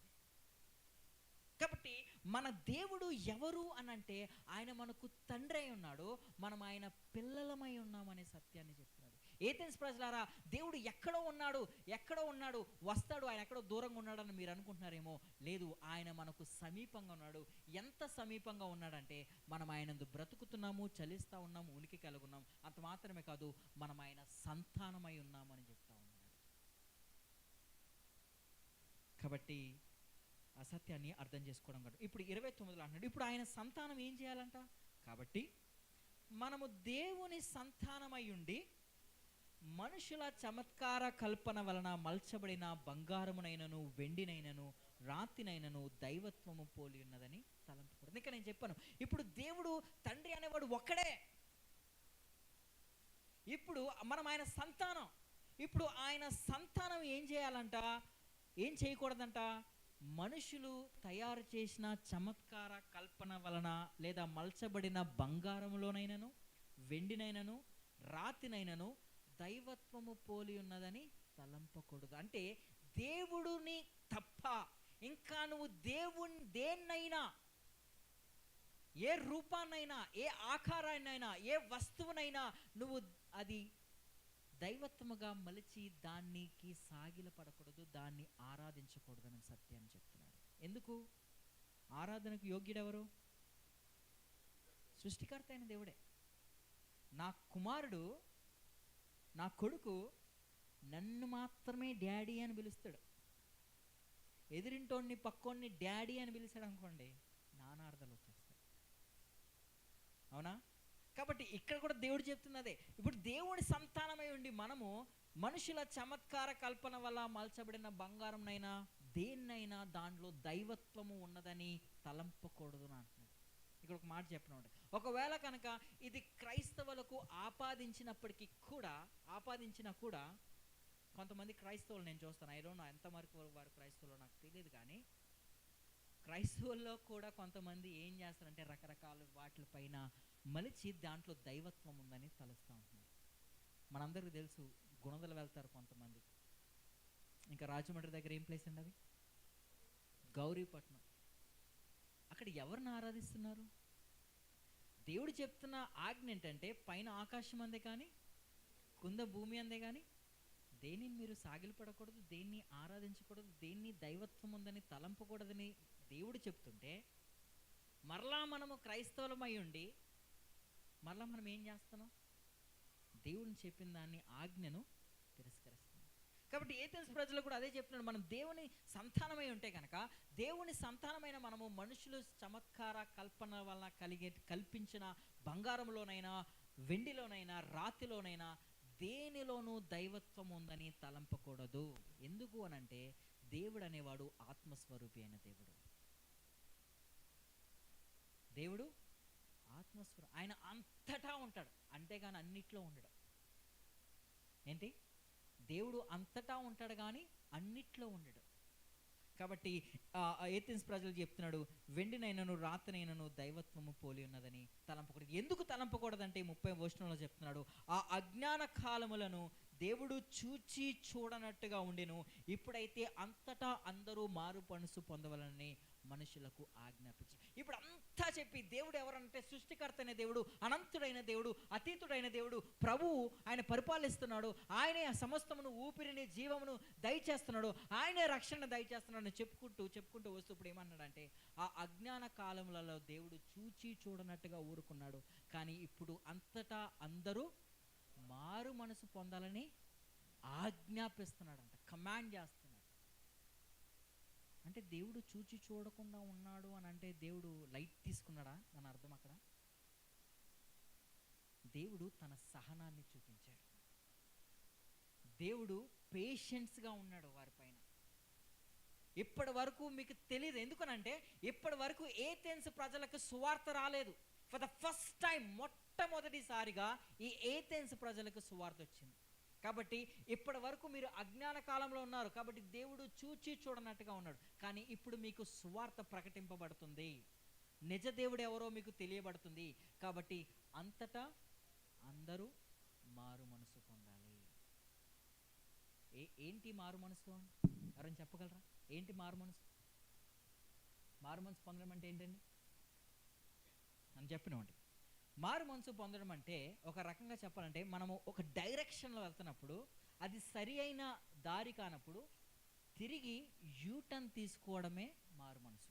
ఉదాహరణకి అంటే, మనం అందరం కూడా పాపములో పయనిస్తూ ఉన్నాం, పాపము గుండా జీవిస్తూ ఉన్నాం, పాపములో ప్రయాణిస్తున్నాం, పాపం చేయడానికే ఇష్టపడుతున్నాం. కానీ తిరిగి పాపములోకి వెళ్లకుండా, పాపపు వైపు వెళ్లకుండా తిరిగి దేవుని వైపుకు తిరగడమే, పాపాన్ని ఒప్పుకుని ఆయన వైపుకు మరలడమే మారు మనసు. కాబట్టి ఇప్పుడు అంతటా అందరూ మారు మనసు పొందాలి. ఎందుకు మారు మనసు పొందాలి అని అంటే 31వ వచనంలో మాట చెప్తున్నాడు, ఎందుకనగా తాను నియమించిన మనుషుని చేత నీతిని అనుసరించి భూలోకమునకు తీర్పు తీర్చబోయేడు ఒక దినమున నిర్ణయించి ఉన్నాడు. ఎందుకు మారు మనసు పొందాలంటే ఒక రోజు ఉంది. ఏంటి ఆ రోజునంటే తీర్పు రోజు ఉంది. దేవుడు దాన్ని నిర్ణయించాడు. దేవుడు ఆ నిర్ణయానికి ఒక మనిషిని ఆయన ఏర్పాటు చేశాడు. కాబట్టి ఆ రోజున ఆయన ఏం చేస్తాడు? అందరికీ కూడా తీర్పు తీర్చబోతా ఉంటున్నాడు. ఎందుకు మారు మనసు పొందాలండి అని అంటే, ఒకరోజు మనం అందరం కూడా తీర్పు దినమున నిలబడబోతున్నాము. ఆయన అందరికీ ఏం చేస్తాడంటే న్యాయముగా తీర్పు తీరుస్తాడు. అయితే మీరు అంటారు, ఎప్పుడు చచ్చిపోయామండి, ఎవడు చూసి వచ్చాడండి, చచ్చిపోయాక ఏం జరుగుతుంది, ఎవడు చూసి వచ్చాడని అంటారు. దానికి కూడా కారణం చెప్తుంది, దానికి కూడా జవాబు చెప్తున్నట్టు అదే 31వ వచనంలో, మృతులలో నుండి ఆయనను లేపినందున దీన్ని నమ్ముటకు అందరికీ ఆధారము కలగజేసి ఉన్నాడు. చనిపోయిన తర్వాత ఎవరు చూసి వచ్చారో, ఏం జరుగుతుందో మాకేం తెలుసు అంటే, అందుకని అంటున్నాడు, యేసుక్రీస్తు ఏ రకంగా అయితే మరణించి తిరిగి లేచాడో అదే ఆధారం, అదే ప్రూఫ్. ఏ రకంగా అయితే యేసుక్రీస్తు మరణించి తిరిగి లేచాడో అలాగే ప్రతి మనిషి మరణించి తిరిగి లెగుస్తాడు. లేచినప్పుడు 2 ప్రాంతాల్లోకి వెళ్తాడు. ఒకటి తీర్పులోకి, 2 దేవుడున్న స్థలంలోనికి అనగా పరలోకంలోనికి. అయితే ఇక్కడ ఒక శుభవార్త మీకు చెప్పనవండి. మీకు శుభవార్త చెప్పనవండి. మనుషులు అందరూ కూడా వాస్తవానికి రోమీయులకు రాసిన పత్రిక 3వ అధ్యాయం 23వ వచనం ప్రకారంగా ఏ భేదమును లేదు, అందరూ పాపము చేసి దేవుడు అనుగ్రహించు మహిమను. ఇప్పుడు అందరంటే ఎవరు? మొత్తం అందరూ నాతో సహా మనం అందరం కూడా ఏం చేసామంటే దేవునికి వ్యతిరేకంగా పాపం చేశాం, దేవునికి అయిష్టంగానే జీవిస్తూ ఉన్నాం. దేవుడు చేయవద్దన్నదే, దేవుడు ఏదైతే కాదన్నదో అదే చేస్తూ మనం అందరం ఏమేమంటే ఉగ్రతకి పాత్రులయ్యాము. ఇప్పుడు వాస్తవానికి దేవుడు ఏం చేయాలి? నిన్ను నన్ను అనంటే ఏం చేయాలి? శిక్షించాలి దేవుడు న్యాయంగా. అయితే ఎందుకు? ఉదాహరణకి ఒక వ్యక్తిని నేను చంపేశాను అనుకోండి, అన్యాయంగా నేను చంపేసినప్పుడు జడ్జ్ న్యాయవంతుడు అనుకోండి, ఏం చేయాలి? నన్ను శిక్షించాలి. ఎందుకు? రూల్ ఉంది, ఎవడన్నా తప్పు చేస్తే వాడి శిక్షకు అర్హుడు అని దేవుడే ఆ న్యాయస్థానం రూల్ పెట్టింది. ఇప్పుడు ఆ న్యాయస్థానంలో న్యాయాధిపతి న్యాయంగా నన్ను శిక్షించకుండా నన్ను వదిలేశాడు అనుకోండి, అవతలకి అన్యాయం చేశాడు. అప్పుడు న్యాయవంతుడైనా జడ్జి అవుతాడా? అన్యాయపుడైనా జడ్జి అవుతాడా? దేవుడు కూడా అదే చెప్పాడు, న్యాయంగా జీవించండి, పరిశుద్ధంగా జీవించండి, యథార్థంగా జీవించండి, పవిత్రంగా జీవించండి, ఒకరిని మోసం చేయకండి, అబద్ధం ఆడకండి, పాపం చేయకండి అని చెప్పాడు. పాపం చేస్తే ఇది పర్యావసనం అని అన్నాడు. ఇప్పుడు న్యాయంగా దేవుడు మనల్ని ఏం చేయాలి? నిన్ను నన్ను చెప్పాలి. న్యాయంగా మిమ్మల్ని నన్ను ఏం చేయాలి? శిక్షించాలి. అయితే ఒక శుభవార్త ఏంటంటే మనం అందరి కొరకు దేవుడు మనల్ని శిక్షించడానికి ఆయన ఇష్టపడలేదు, కానీ ఆయన కుమారుడైన యేసుక్రీస్తును, త్రిత్వములో 2వ వ్యక్తి అయిన యేసుక్రీస్తును ఈ లోకానికి పంపించి నువ్వు నేను అనుభవించాల్సిన శిక్షను, నువ్వు నేను పొందాల్సిన శిక్షను ఆయన పైన ఆయన వేశాడు. మనందరి కొరకు ఆయన రక్తాన్ని చిందించాడు, మనందరి కొరకు ఆయన మరణించాడు. అయితే తీర్పు దినాన్న తండ్రి అడిగే ప్రశ్న ఏంటి తెలుసా? ఒకవేళ కనుక మనం తీర్పులో నిలబడితే క్రీస్తుని విశ్వసించకుండా, మొట్టమొదటిగా ప్రశ్న ఆయన అడిగేది ఏంటనంటే, ఎందుకు నా కుమారుని యందు విశ్వసించలేదు అని అడుగుతాడు. నీ పాపం గురించి కాదు మొట్టమొదటిగా ఆయన అడిగేది. ఎందుకనంటే ఈ పాపంలో నుంచి నువ్వు బయటికి రాలేవు కాబట్టే కదా నా ప్రియ కుమారుని నీ నిమిత్తం పంపాను. నీ పాపంలో నుంచి నీ అంతటా నువ్వు రాలేవు కాబట్టే నీ సొంత కార్యాలు, నీ మంచి పనులు, నీ దాన ధర్మాలు ఇవేవి కూడా నిన్ను విమోచించలేవు కాబట్టే కదా నా ప్రియ కుమారుని నీ కొరకు ఈ లోకానికి పంపించి రక్తాన్ని చిందింపజేశాను.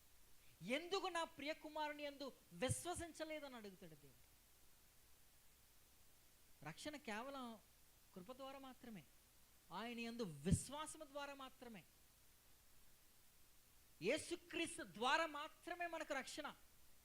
అందుకని అంటాడు యేసుక్రీస్తు అంటాడు, నా ద్వారా తప్ప ఎవడను తండ్రి వద్దకు, నేనే మార్గాన్ని, నేనే సత్యాన్ని, నేనే చేయను. ఒకవేళ ఇక్కడ మీలో ఎవరికైనా ఇంకా మోక్షానికి వెళ్ళడానికి, పరలోకానికి వెళ్ళడానికి, దేవుని దగ్గరికి వెళ్ళడానికి ఇంకా మార్గాలను వెతుకుతున్నారేమో, ఇలా చేస్తే దేవుడి దగ్గరికి వెళ్తాం, ఇది చేస్తే దేవుడి దగ్గరికి వెళ్తాం, అక్కడికి వెళ్తే దేవుడి దగ్గరికి వెళ్తాం, ఇది ఇస్తే దేవుడి దగ్గరికి వెళ్తాను అని అనుకుంటున్నారేమో, దయచేసి వినండి, మనం ఏమీ చేయనవసరం లేదు. దేవుడే ఏం చేశారంటే మన అందరి రక్షణార్థమై, మన విమోచనకై తన కుమారుడైన యేసుక్రీస్తును ఈ లోకానికి పంపించి మరణం చేసి రక్తాన్ని చిందించి నీకు నాకు ఉచితంగా కృప ద్వారా రక్షణను అనుగ్రహించాడు. నువ్వు నేను చేయాల్సింది ఏంటి తెలుసా? ఆయన యందు విశ్వసించడమే రక్షింపబడ్డావు. భక్తుడు అంటాడు, మనుషులందరూ ఎలాగూ పశ్చాత్తాపడతారంట, మనుషులందరూ ఎలాగూ మారు మనసు పొందుతారంట, మనుషులందరూ ఎలాగూ ఏడుస్తారంట. అయితే 2 ప్రాంతాలలో, ఒకటి ఇక్కడ, 2 నిత్య నరకాగ్నిలో. ఏంటండి? ఒకటి ఇక్కడ, 2 నిత్య నరకాగ్నిలో. ఇక్కడ పశ్చాత్తాపడ్డాం అనుకోండి, ఇక్కడ మారు మనసు పొందామనుకోండి, అక్కడ పశ్చాత్తాపడనవసరం లేదు, అక్కడ మారు మనసు పొందవసరం లేదు. ఇక నువ్వు నరకానికి వెళ్ళిన తర్వాత ఎంత పశ్చాత్తాపడినా, ఎంత మారు మనసు పొందినా, ఎంత గింజుకున్నా, there is no other chance. ఇంకొక అవకాశం లేదు. ఏదైనా అవకాశం ఉందనంటే ఈరోజే, బ్రతుకున్నప్పుడే, నేడే రక్షణ దినమని దేవుని లేఖనం సెలవిస్తూ ఉంది. ఈ ఉదాహరణ చెప్పినప్పుడు మీరు ఎవరైనా ఒక రిఫ్రిజిరేటర్ అంటే ఒక ఫ్రిడ్జ్నో ఏసీనో టీవీనో కొనడానికి వెళ్ళినప్పుడు అంటాడు 5 years warranty sir, 10 years warranty sir అని అంటారు. ఒకవేళ కనుక మీరే అదే విధానం హాస్పిటల్లోకి వెళ్ళినప్పుడు ఒక బాబో పాపో పుడితే ఏ డాక్టర్ అయినా 10 years, 30 years, 40 years, 50 years గ్యారంటీగా బతుకుతాడని ఏ డాక్టర్ అయినా చెప్పగలరా? నా వాడి పారేసే వస్తువులకి గ్యారంటీ ఉంది, కానీ నీకు నాకు వారంటీ లేదు. మనం ఎంతలో కనబడి అంతలో మాయమైపోవు ఆవిరి వంటి వారమే. కాబట్టి బ్రతికున్నప్పుడే, మనకు సువార్త వినబడినప్పుడే, మనకు సువార్త అందినప్పుడే నిజ దేవుణ్ణి, సత్య దేవుణ్ణి, యేసుక్రీస్తును సొంత రక్షకునిగా అంగీకరించాలి. ఒక్కసారి మరణించిన తర్వాత, నిత్య నరకాగ్నికి వెళ్ళిన తర్వాత ఎంత నువ్వు ఏడ్చినా అక్కడ ఏడ్చుట పండ్లు ఇంకొక ఏముండదు ఇంకా. కాబట్టి అలాంటి పరిస్థితిలోకి నువ్వు నేను వెళ్ళకూడదనే ప్రభు అయిన యేసుక్రీస్తు ఈ లోకానికి వచ్చి మరణించి తిరిగి లేచాడు. ఆయనే మరలా మనందరికీ ఏం చేస్తాడంటే తీర్పు తీర్చబోతున్నాడు. ఏథెన్స్ ప్రజలకు కూడా అందిన శుభవార్త, సువార్త ఇదే. కాబట్టి ఇప్పుడు 32వ వచనంలో చూడండి. మృతుల పునరుద్ధానమును గూర్చి వారు వినినప్పుడు కొందరు ఏం చేశారంట? అపహాసం చేశారంట. ఎంత చెప్పాడు అపోస్తలుడైన పౌలు ఏథెన్స్ ప్రజలకి, ఏం చేశారంటే అపహాసం, నవ్వుకున్నారంట, హేళనగా నవ్వుకున్నారంట. ఏంటి దేవుడు అంటున్నాడు, ఏంటి పునరుద్ధానం అంటున్నాడు, ఏది మరణం అంటున్నాడు. అపహాసం చేశారంట, నవ్వుకున్నారంట. ఇంకా కొంతమంది మరి కొందరు దీని గురించి నీవు చెప్పినది ఇంకొకసారి విందాంలే, తర్వాత చూద్దాంలే, ఆలోచిద్దాంలే, ఇంకా టైం ఉంది కదా, ఇప్పుడే కదా మాట్లాడుతున్నాం, ఇప్పుడే కదా డిస్కస్ చేస్తున్నాం అని అన్నారంట. అలాగే చివరి వచనంలో అయితే మరి కొందరు మనుషులు అతను హత్తుకుని విశ్వసించిరి. 3 స్పందనలు. యేసుక్రీస్తుని గురించిన సత్య సువార్తను, ఇది నిజమైన దేవుడు, ఆయనే రక్షకుడు, ఆయనే సృష్టికర్త అయిన దేవుడు, ఆయనే సమస్తమును దయచేవాడు, ఆయనే మనందరి కొరకు మరణించాడు, తిరిగి లేచాడు, పునరుద్ధానము, వీటన్నిటి విషయాల గురించి చెప్పినప్పుడు 3 రకాల మనుషులు అక్కడ బయటపడ్డారు. 1 హేళనగా మాట్లాడినవారు, 2 తర్వాత చూద్దాంలే అన్నవారు, 3 సత్యాన్ని అంగీకరించి హత్తుకున్నవారు. ఈ 3 ఖచ్చితంగా మనం ఎక్కడో దిక్కున ఉంటాం. ఖచ్చితంగా ఎంత సత్య సువార్త చెప్పినా కూడా కొంతమందికి జోక్ లాగా అనిపించవచ్చు, సీరియస్నెస్ లేకపోవచ్చు రక్షణ నిమిత్తం. 2వది, నాకు ఇంకా ఏజ్ ఉంది కదా, నేను అనుభవించాల్సింది, చెయ్యాల్సింది, చెందాల్సింది, తిరగాల్సింది ఇంకా ఉంది కదా, లెట్స్ వెయిట్, హోల్డ్లో పెడదాం, తర్వాత ఆలోచిద్దాంలే అనే మనలో కూడా ఆ ఆలోచన కలిగిన వాళ్ళు ఉండవచ్చు. 3వది, నిజంగా ప్రభువుని సొంత రక్షకునిగా విశ్వసించిన వాళ్ళు. ఎక్కడో దిక్కున మీరు ఖచ్చితంగా ఈ 3 ఎక్కడో దిక్కున ఉండొచ్చు. దయచేసి మిమ్మల్ని మీరు పరీక్షించుకోండి. ఏంటి ఆ పరీక్ష అంటే, దేవుడు అనేవాడు ఒక్కడే, ఆయనే సృష్టికర్త అయిన దేవుడు, ఆయనే పరిపాలిస్తున్నాడు, ఆయనే ప్రభుత్వం చేస్తున్నాడు, ఆయనే అందరికీ జీవమును, ఊపిరిని, సమస్తమును దయచేస్తున్నాడు. ఆయనకి ఏ కొదువ లేదు. మనం రక్షింపబడడానికి ఆయనే పొలిమేరలను, నివాస స్థలాలను ఏర్పాటు చేశాడు. ఎందుకనంటే ఆయన మనకు తండ్రి అయి ఉన్నాడు, మనం ఆయన సంతానమై ఉన్నాం. ఈ సంతానం కొరకు ఆయన రక్షించడానికి తన కుమారుడైన యేసుక్రీస్తుని లోకానికి పంపించి, మరణింపజేసి, రక్తాన్ని చిమ్మివేసి తిరిగి లేచాడు. కళ్ళు మూసుకుందాం, ప్రార్థిద్దాం. ఒక్కసారి 2 నిమిషాలు మనల్ని మనం పరీక్షించుకుందాం. నువ్వు అనుకుంటున్న దేవుడు ఎవరు అసలు? నీ ఊహల్లో నుంచి వచ్చిన దేవుడా? నీ ఊహల్లో నుంచి వచ్చిన దేవుడా, లేదా నిజంగా యథార్థంగా సత్యవంతమైన దేవుడేనా? ఎన్నాళ్ళు దేవుడు ఎవరో తెలియదేమో, ఈరోజు నీకు ప్రకటింపబడ్డది. ఎవరు ఆ దేవుడు అనంటే, సృష్టిని, సమస్తాన్ని, జగత్తును, అందులో ఉన్న సమస్తాన్ని నిర్మించినవాడు. కాబట్టి ఆ సృష్టికర్త అయిన దేవుణ్ణి ఇంకా నీకు పరిచయం కాలేదేమో. ఆ రోజున ఏథెన్స్ వారికి కూడా పరిచయం కాలేదు, కానీ దేవుడు వారికి తెలియపరిచాడు. ఈ రోజున మీకు లేఖనాల ద్వారా తెలియపరిచాడు. దేవుడు సృష్టికర్త అయిన దేవుడు, ఆయనకి ఏ కొదువ లేదు. ఆయనే ఊపిరిని, జీవమును నీకు నాకు అనుగ్రహిస్తూ ఉన్నాడు. మనకు ఆయన తండ్రి అయి ఉన్నాడు.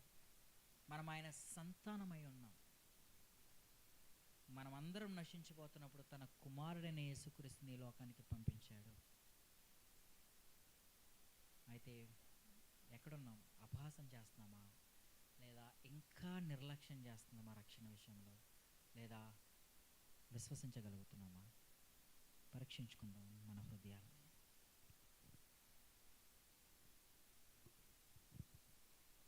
దేవా, మీకు వందనాలు. నిజమే, మీరు మాత్రమే దేవుడు. మీరు తప్ప మరొక దేవుడు లేరు.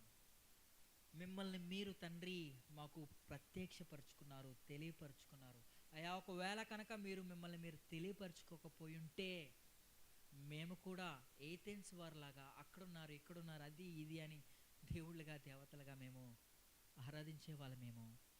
కానీ మీ లేఖనాల ద్వారా మాకు నిజ దేవుడు ఎవరో మీకు తెలియపరిచారు. దాన్ని బట్టి నీకు కృతజ్ఞతలు తెలియజేస్తాము. ఒకవేళ మాలో ఇంకా ఎవరైనా, ఏ బ్రదర్ అయినా, ఏ సిస్టర్ అయినా నిజంగా ఇంకా నిజదేవుడు ఎవరో తెలుసుకోకపోయి ఉంటే దయచేసి వారి హృదయాన్ని మీరు తెరవండి, వారి మనోనేత్రాలను మీరు తెరవండి, వారి ఆలోచన విధానాన్ని మార్చండి. ఎందుకనంటే మీరు అంతటా అందరూ మారు మనసు పొందాలి, నిజదేవుని తెలుసుకోవాలి అని మీరు ఇష్టపడతా ఉన్నారు. అలాంటి హృదయాల్ని వీరికి దయచేయమని యేసుక్రీస్తు నామములో అడుగుతున్నాను తండ్రి. ఆమేన్. పాస్టర్ గారు, థ్యాంక్ యూ సో మచ్.